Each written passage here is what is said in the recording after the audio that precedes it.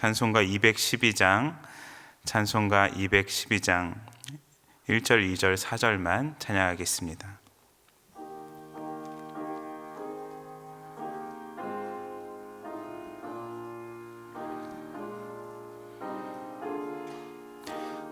겸손히 주를 섬길 때, 겸손히 주를 섬길 때 괴로운 일이 많으나 구주여 내게 힘주사 잘 감당하게 하소서. 인자한 말을 가지고 사람을 가화시키며 갈 길을 잃은 무리를 잘 인도하게 하소서. 장래의 영광 비추사 소망이 되게 하시며 구주와 함께 살면서 참 평강 얻게 하소서. 아멘.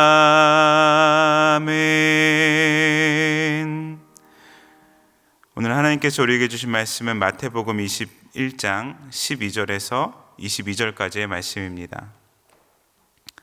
마태복음 21장 12절에서 22절까지의 말씀, 우리 함께 받들어 봉독하겠습니다. 예수께서 성전에 들어가사 성전 안에서 매매하는 모든 사람들을 내쫓으시며 돈 바꾸는 사람들의 상과 비둘기 파는 사람들의 의자를 둘러 엎으시고 그들에게 이르시되 기록된 바 내 집은 기도하는 집이라 일컬음을 받으리라 하였거늘 너희는 강도의 소굴을 만드는도다 하시니라. 맹인과 저는 자들이 성전에서 예수께 나아오매 고쳐주시니 대제사장들과 서기관들이 예수께서 하시는 이상한 일과 또 성전에서 소리질러 호산나 다윗의 자손이여 하는 어린이들을 보고 노하여 예수께 말하되 그들이 하는 말을 듣느냐. 예수께서 이르시되 그렇다. 어린아기와 젖먹이들의 입에서 나오는 찬미를 온전하게 하셨다 함을 너희가 읽어본 일이 없느냐 하시고 그들을 떠나 성 밖으로 베다니에 가서 거기서 유하시니라. 이른 아침에 성으로 들어오실 때에 시장하신지라. 길가에서 한 무화과 나무를 보시고 그리로 가사 잎사귀 밖에 아무것도 찾지 못하시고 나무에게 이르시되 이제부터 영원토록 내가 열매를 맺지 못하리라 하시니 무화과 나무가 곧 마른지라. 제자들이 보고 이상히 여겨 이르되 무화과 나무가 어찌하여 곧 말랐나이까. 예수께서 대답하여 이르시되 내가 진실로 너희에게 이르노니 만일 너희가 믿음이 있고 의심하지 아니하면 이 무화과 나무에게 된 이런 일을 할 뿐 아니라 이 산더러 들려 바다에 던져지라 하여도 될 것이요 너희가 기도할 때에 무엇이든지 믿고 구하는 것은 다 받으리라 하시니라. 아멘. 네, 오늘 본문은 우리로 하여금 교회란 무엇인지에 대해서 생각하게 합니다. 우리 성도님들은 교회를 무엇이라고 생각하십니까? 네, 보통 하나님을 믿는 사람들의 모임, 또 예수 그리스도를 머리로 하는 예수 그리스도의 몸이라고 교회를 정의하곤 합니다. 또 다른 여러 가지의 정의도 있겠죠. 그런데 오늘 예수님께서 이 질문을 들으셨다면 무엇이라고 대답하셨을 것 같으십니까? 오늘 예수님께서는 채찍을 만들어 사람들을 내쫓으시고 상과 의자를 둘러 엎으시면서 우리에게 그 질문에 대한 대답을 주고 계십니다. 오늘 본문 12절, 13절 말씀 한번 같이 읽어보겠습니다. 12절, 13절입니다.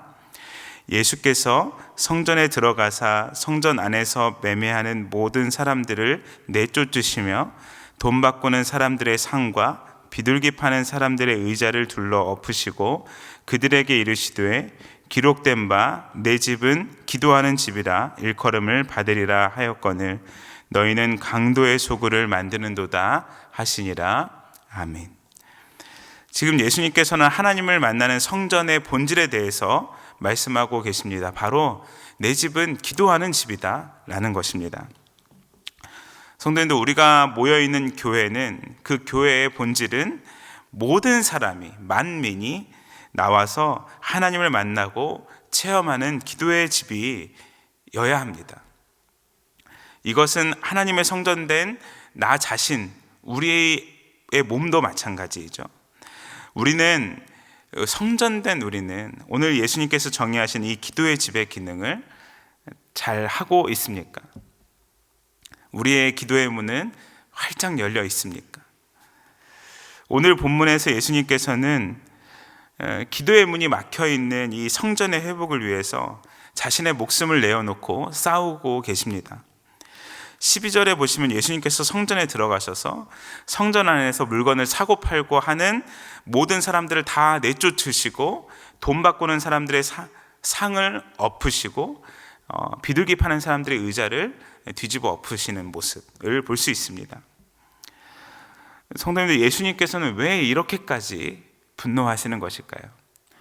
왜 또 폭력까지, 아주 유례가 없는 이 폭력까지 사용하시면서 분노하고 계실까요? 이것은 그 당시에 성전에 있었던 사람들이 이 성전의 존재의 목적인 기도를 방해하고 있었기 때문입니다. 성전의 구조를 바깥에서부터 안쪽으로 설명해 보면 처음에는 제일 바깥쪽은 그 이방인의 뜰, 바깥뜰이라고 성경에 기록되어 있는데 이방인의 뜰이고, 그리고 거기서부터 안쪽으로 들어가면 여인의 뜰, 그 안쪽으로 들어가면 이스라엘의 뜰, 남자들이 모이는 뜰이고, 그 안에 들어가면 제사장의 뜰, 그 다음에 성소, 지성소, 이렇게 구성되어 있습니다. 그래서 지금 이 성경의 12절에 기록되어 있는 이 사람들이 장사하고 있었던 곳은 이방인의 뜰이죠. 이방인의 뜰은 성전에 예배하러 나오려면 그 예배하러 나오는 사람들이 꼭 처음으로 거쳐야 하는 장소였습니다. 우리 교회로 치면은 로비 같은 공간이었던 거죠. 또한 당시 이 장소는 여인의 뜰이나 이스라엘의 뜰까지 들어가지 못하는 이방인들이나 맹인, 다리 저는 자들이 하나님 앞에 나와서 기도할 수 있는 가장 유일한 가까운 장소였습니다. 그런데 이 장소가 지금 오늘 본문을 보면 도저히 기도할 수 없는 시장통이 되어버린 것이죠. 또한 이곳에서 이루어지고 있는 매매의 형태도 문제였습니다. 잘 아시다시피 이곳에서 성전의 세겔로 환전을 하려면 환율이 아주 급격하게 변했다고 해요. 그래서 대중을 잡을 수가 없었고 평균 한 25% 수준의 수수료가 붙었다고 합니다. 또한 하나님께 드리기 위해 가져온 제물들도 흠이 있다고 책을 잡아서 그 제물을 싸게 사들이고 정결하다고 말해지는 제물을 비싸게 팔았던 것을 역사적으로 알 수 있습니다. 그래서 쉽게 말해서 사람들이 본당 로비에서부터 그 교회 하나님 앞에 예배드리고 왔는데 그 마음이 다치는 거예요. 계속 눈살을 찌푸리게 하고 시험에 들게 하는 일들이 그 로비부터 가득했던 것이죠. 눈 뜨고 코 베인 예배자들이 과연 하나님 앞에서 기도가 잘 되었겠습니까? 예수님께서는 이렇게 사람들의 기도를 막고 방해하는 이 유대교, 이 종교 시스템에 대해서 아주 맹렬히 분노하고 계시는 것을 보여주십니다. 그리고 예수님께서 이제 다 내어 쫓으시지 않습니까? 내어 쫓으시자마자 이 성전의 기능이 회복되는 것을 14절에 말씀해 볼 수 있습니다. 14절에 보시면 그곳에 원래 있어야 했을 맹인들과 저는 자들이 주님 앞으로 나오게 됩니다. 그리고 예수님께서는 예루살렘에서 처음이자 마지막으로 기적을 행하시는데 그들을 고쳐주십니다. 이것은 아주 상징적인 예수님의 행동이라고 할 수 있습니다. 예수님께서 지금 성전의 원래 기능에 대해서 지금 몸소 보여주고 있는 것이죠. 내 집은 만민이 기도하는 집이다. 모두가 나와서 나를 만나는 곳이고, 그리고 그곳에서 사람들이 구원을 얻을 것이다. 보여주고 계시는 것입니다. 즉 성전은 어떤 형식적인 종교 프로그램이 돌아가는 곳이 아니라 하나님을 만나고 사람을 살리기 위해서 존재하는 장소라는 것이죠. 이제 이어지는 이야기에서는 우리는 잎만 무성한 무화과 나무를 저주하시는 예수님의 모습을 보게 됩니다. 성도님들, 이 사건은 사실 우리가 이제 설교를 많이 들어서 알고 있지만 그냥 액면가 그대로 보면 참 이상한 사건입니다. 열매 맺을 때도 마가복음에 보면, 참고하면 열매 맺을 때가 아직 이르지 않았던 이 무화과 나무를 예수님은 아침에 시장하시다는 이유로 저주하고 말라 죽게 하십니다. 왜 예수님께서 이렇게 하신 것일까요? 그냥 말씀 그대로만 보면 예수님께서 배가 고파서 예민하셔서 아무 죄 없는 무화과 나무를 저주하신 것처럼 보이는 사건이죠.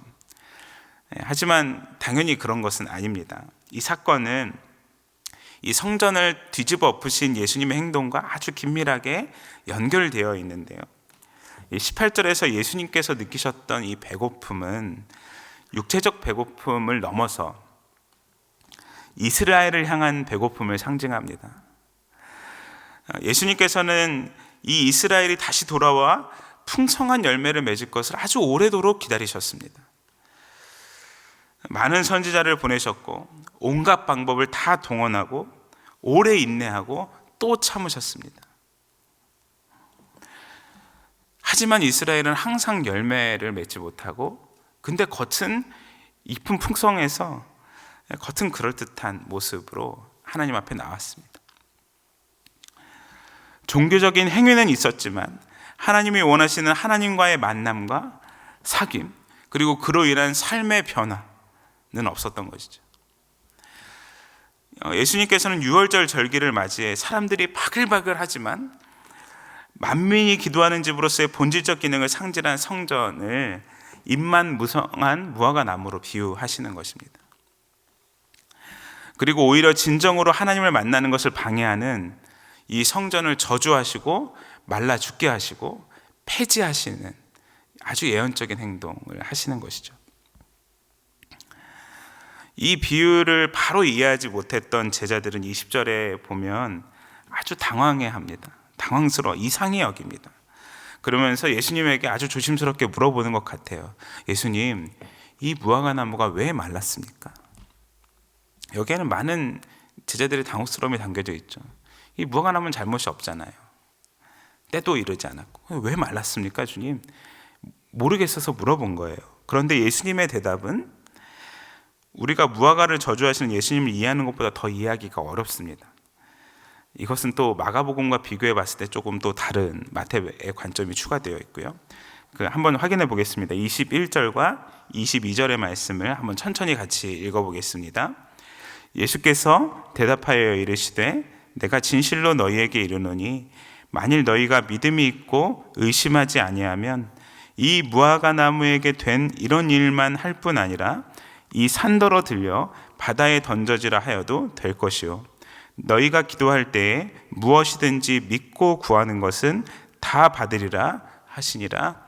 아멘. 우리가 기도할 때 꼭 붙잡는 믿음에 관한 아주 유명한 말씀이죠. 너희가 기도할 때 무엇이든지 믿고 구하는 것은 다 받으리라. 아멘이 나오는 말씀입니다. 그런데 이게 맥락이 중요합니다. 갑자기 제자들이 왜 이 무화과 나무가 말랐습니까? 라고 예수님한테 물어봤더니 믿음 있고 의심하지 않으면 이 산더러 들려 바다에 던져지라 해도 그대로 될 것이다 라고 예수님이 대답하십니다. 성도님들, 이 대화의 맥락을 한번 잡아보시겠습니까? 도대체 이 예수님께서 뭘 말씀하고 계신 것입니까? 그것은 예수님께서 이 말하기 직전에 하셨던 이 성전을 청결하셨던 그 일, 예수님이 하셨던 그 일보다 이제 제자들이 더 큰 일을 하게 될 것이라는 예수님의 예언입니다.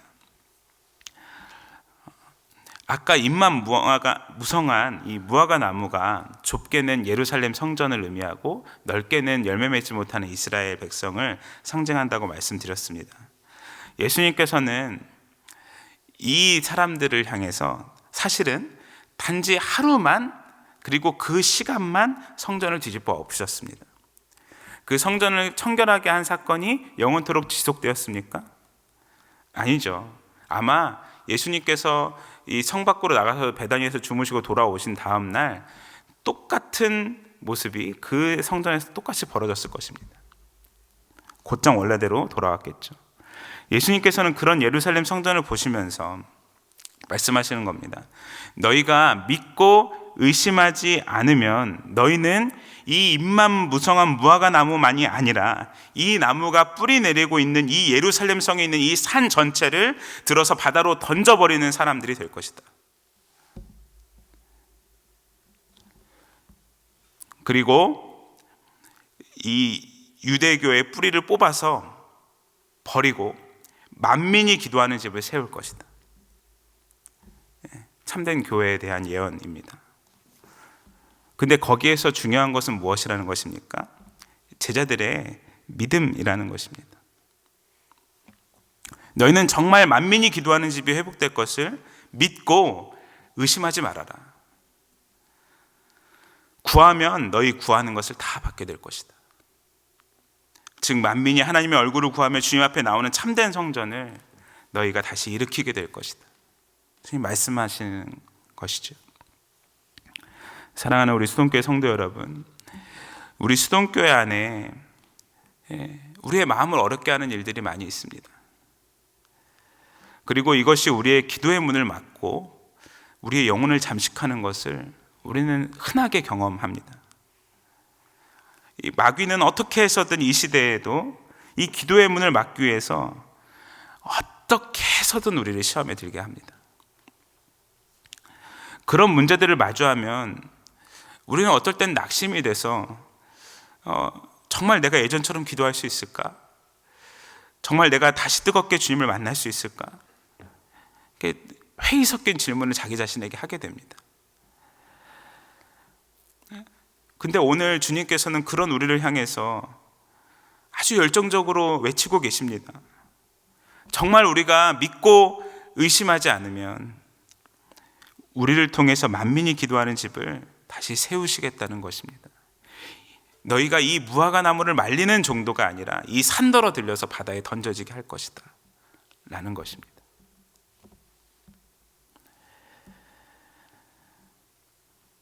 태산과 같은 문제도, 우리를 기도하지 못하게 하는 그 태산과 같은 문제도, 도저히 회복되지 않을 것 같은 내 영혼도 하나님께서 완전히 새롭게 해주시겠다는 것이죠. 무엇이든지 믿고 구하기만 하는 것입니다. 그 기도하는 집을 세우기 위해서라면 말이죠. 우리가 해야 할 것은 이 주님을 믿는 것입니다. 그리고 기도하는 것입니다.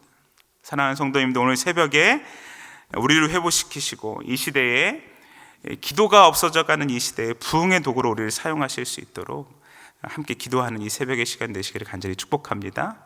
아멘. 장례 광고 드리겠습니다. 우리 고인 되시는 이점향 집사님 96세이십니다. 유족으로는 이병대 집사님의 모친 되십니다. 339역, 933구역 이안수 집사회 제3바울 차량 안내부를 섬기십니다. 또 배동희 권사님의 시모 되십니다. 339역 7권사회 54여전도회 국내 선교부 중보기도부를 섬기십니다. 집례는 가족장이고 빈소는 경북 구미 차병원 장례식장 특 1호실입니다. 가족장이기 때문에 오늘 위로 예배가 오늘 오전 9시에 교회에서 버스로 출발하게 됩니다. 가실 분들은 9시 전까지 오셔서 함께 출발하시면 되겠습니다. 함께 기도하시겠습니다. 사랑과 은혜가 풍성하신 하나님, 오늘 내 집은 기도하는 집이라 말씀하시며 그것을 위해서 우리의 기도의 문을 열어주시기 위해서 자신의 목숨을 내어놓고 싸우시는 예수님의 모습을 주님 우리가 말씀을 통해서 확인합니다. 그리고 주님께서는 우리에게 말씀하십니다. 너희들은 나보다 더 큰 일을 할 것이다. 주님, 우리에게 믿음을 허락하여 주십시오. 이 시대에 기도의 처소를 만들고 사람들이 영원히 쉴 곳을 만드는데 주님께서 우리 수동교회를 사용하시고 성전된 나를 사용하실 것이라는 믿음을 허락하여 주시고, 하나님 어떠한 마귀의 공격과 시험에도 하나님 우리가 지지 않고 예수님처럼 싸우며 하나님 그 기도의 자리를 사수하는 우리 수동교회 모든 성도님들, 그래서 회복을 넘어 큰 부흥을 맛보는 우리 수동교회 공동체가 되게 하여 주시옵소서. 감사하오며 우리 주 예수 그리스도의 이름으로 기도합니다. 아멘. 하늘에 계신 우리 아버지여, 이름이 거룩히 여김을 받으시오며 나라의 임하옵시며 뜻이 하늘에서 이룬 것 같이 땅에서도 이루어지이다. 오늘날 우리에게 일용할 양식을 주옵시고 우리가 우리에게 죄 지은 자를 사하여 준 것 같이 우리 죄를 사하여 주옵시고 우리를 시험에 들게 하지 마옵시고 다만 악에서 구하옵소서. 대개 나라와 권세와 영광이 아버지께 영원히 있사옵나이다. 아멘. 우리 이 시간에 계속해서 기도하실 때 우리 주신 말씀과 공동의 기도의 제목으로 기도하겠습니다. 우리 나라와 민족을 위해서 우리 간절히 기도해 주시고 우리 수동교회 온 성도님들의 삶의 자리가 이 어려운 가운데 무너지지 않도록 한 분 한 분의 삶의 자리를 위해서 기도해 주시고, 특별히 회복 가운데 있는 담임 목사님의 완전한 회복을 위해서 우리 부교역자들과 우리 장로님들과 권사님들과 집사님들, 우리 교회의 직분자들을 위해서 기도해 주시고, 특별히 우리 주변에 우리에게 소식을 알려온 기도의 제목을 준 우리 환우들을 위해서 우리 간절히 기도하고 우리 간절한 기도의 제목으로 주님 앞에 나아가시겠습니다. 함께 기도하시겠습니다.